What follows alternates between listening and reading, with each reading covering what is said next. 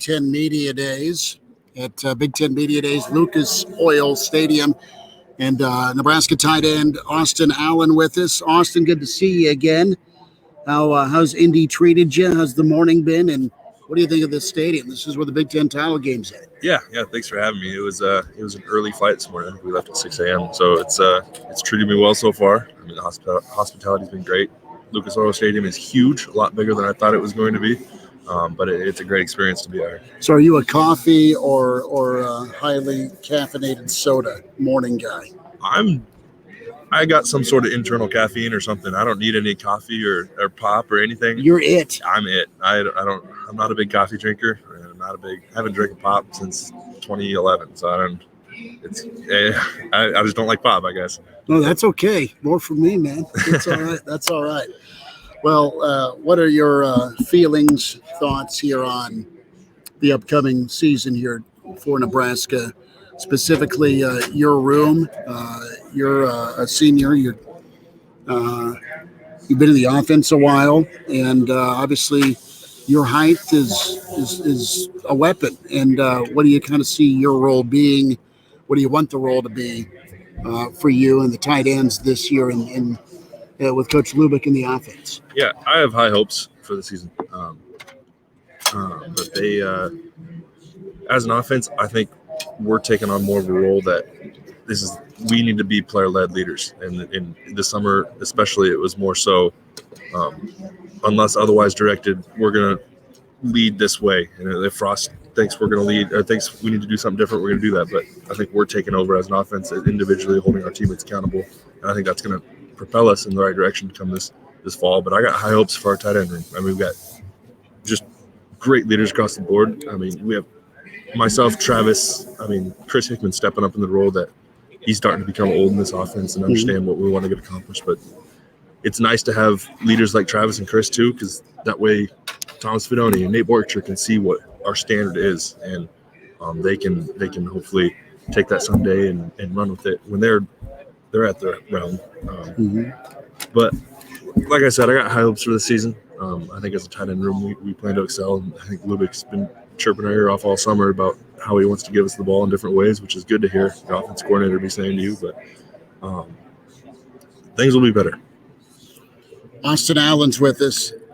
You mentioned leadership, player-led, and coaches talk about it all the time. And you've been on teams throughout your career, be it basketball or, different levels of football, where you can have a voice or two or a position group voice. You can have many voices on a team as long as it's the same voice. And you're pretty passionate just hearing you talk about that standard and the importance of being player-led.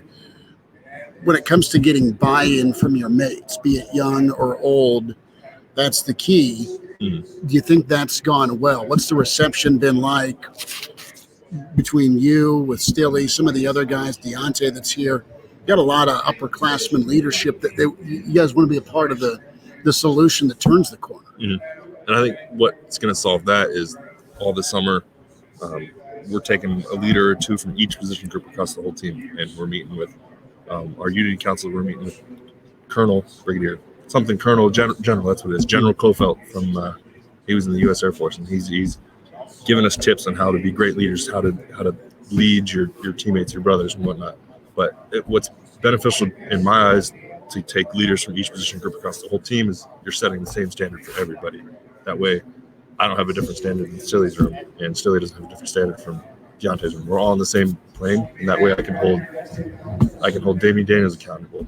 Not to say he needs it, but I can hold anybody accountable across the board just because we have the same standard across the whole unit. Austin, what's your take been on leadership within the program in previous seasons, or has it been something that you've been able to be introduced to and now it's kind of your turn? How do you view this build-up? Because Coach Frost has talked about leadership and culture and accountability for a while as he heads into year 4.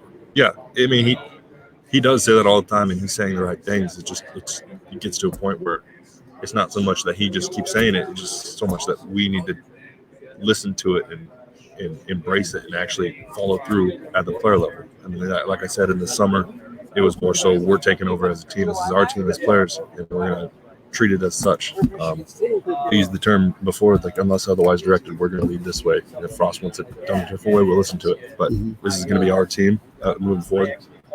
That's how we're going to go about leadership. Austin, let's talk about the offensive side of the ball, specifically with Coach Lubick. And I look at his history at Oregon and at Washington, and when I look at some of Nebraska's success last year on offense, and you guys had a few games where, man, the offense was pretty potent. You had a double tight end look, you had a pistol formation. There was some really nice downhill movement. I think of the Rutgers game. I also think of the Purdue game specifically, and I know Lubick will have more of a voice and a role as OC. You know, what philosophy and identity do you foresee here with the offense? You've got Adrian back, obviously super talented, and man, teams can do a lot of damage with a 1-2 punch at tight end. Mm-hmm. Yeah, I mean, as a tight end, I'm pretty biased, but if you put two tight ends on the field at any time, it's going to be lethal. I mean, you got great threats in the pass game, great threats in the run game, but I think our identity should be able to line up in our base stuff and run the ball right down anybody's throat. But you got to. I mean, if that's the case, I mean, people are going to load the box. You got to be able to air it out on the outside, and I think that's where going to be. I think that's going to be our biggest sleeper, so to say. I think for people looking at us, because we're kind of inexperienced on the outside, but inexperienced ballers. They're inexperienced ballers, so I think we got talent's high. Yeah. We got some guys that are smart, and they're gonna pick up this playbook really quick. They got some speed and athletes on the outside, so I think that's what's going to shock most people is what we can accomplish outside. And I think fall camp we're going to see a running back emerge. I don't know who the number one guy is right now, but I think the competition in the running back room this fall camp will make us better in the run game as well.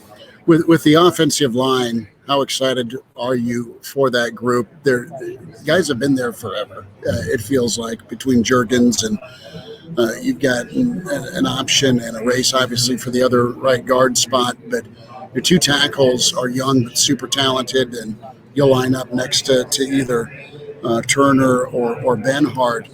You know, can it kind of be a throwback type offensive line for Nebraska where it can be smash mouth with a lot of athleticism mixed in? Mm-hmm. Yeah, I'm looking forward to the competition in the O-line room. There's 6 or 7 guys I think have proved themselves that they can play on any given Saturday. And after that, I'm looking forward to see what these young guys can do, how they can compete. Guys like Teddy and Henry coming in as freshmen. I mean, they're big body guys. And I'm looking forward to see how they compete against guys. Like, they're lining up against Stilly in fall camp. Like, what are you going to do against him that you didn't see at Elkhorn South? You know, that's guys that are young that I think can step up and fill big gaps in the O-line. I mean, God forbid if somebody goes down in the O-line room, I look forward to see how well a freshman or somebody else steps into the role as a starting O-lineman for Nebraska, because they got to understand what we want to get accomplished as tight ends. They got to understand the communication that needs to accomplish across the board, all the way from the right tackle, left tackle, with the tight end. So I look forward to seeing what not just the first 5, 6, 7 O-linemen that we know have good experience can play. I'm looking forward to see what the next guys have too. Austin Allen's with us a couple more minutes here. Big Ten Media Days, and we're here on the west sideline here, Lucas Oil Field. And the stadium here, you've got the commissioner talking, and Austin kind of have to sit down with us talking the offensive side of the ball. What's Adrian's mood like here? I know you guys work together quite a bit.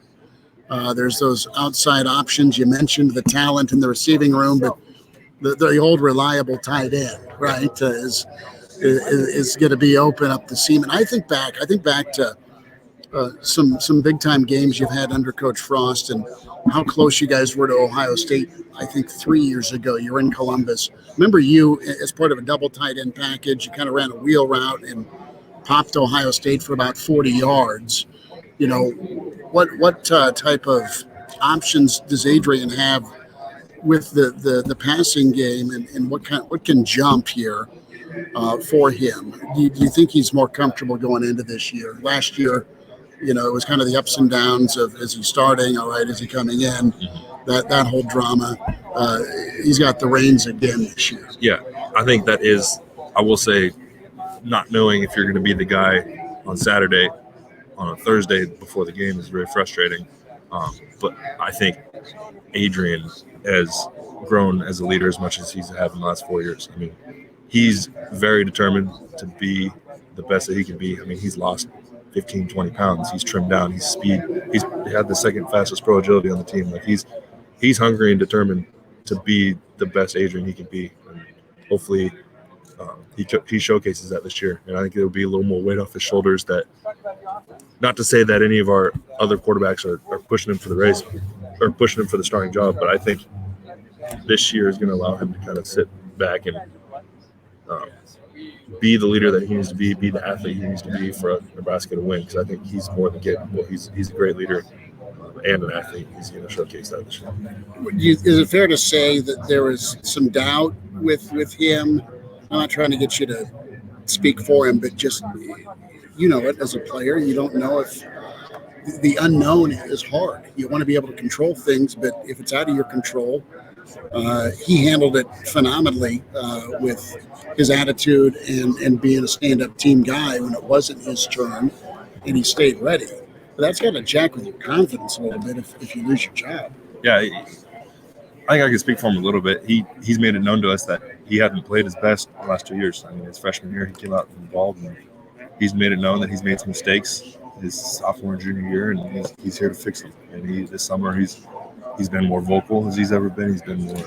He's just killing it in the weight room. I mean, he's throwing weight around that a quarterback shouldn't. So he's doing great things. But he's made it known to us that he's going to be better this year. He's made mistakes. He's lived through them, and he's made it known that he's got nothing to lose. I mean, he's going to go out and give Nebraska his all, and I think it's what a lot of us older guys have. I mean, we haven't been to a bowl game. I haven't been to a bowl game since I've been here. I've been here for 4 years. You're a Nebraska kid. Does that blow you away to say? It really blows me away because I remember watching when I was getting recruited my junior year, and the ticker on the bottom would say Nebraska has made the last 44, the last 46 bowl games. And now we just put on a streak of 4 straight not going. And it frustrates me being a hometown kid, and I'm sure it frustrates a lot of fans that's something they do every year that gets them out of work in December or January to go someplace warm. But we'll get it fixed. That's the goal this year. I mean, even when you go to a postseason game, you're getting 10 extra practices for those freshmen that maybe aren't playing, but they need those 10 practices to be the best player they can be for the next year. And it's like last year, like Wisconsin got 10 more practices than we did, and they got better because of it. And so what are we going to do in that time to make sure that never happens again?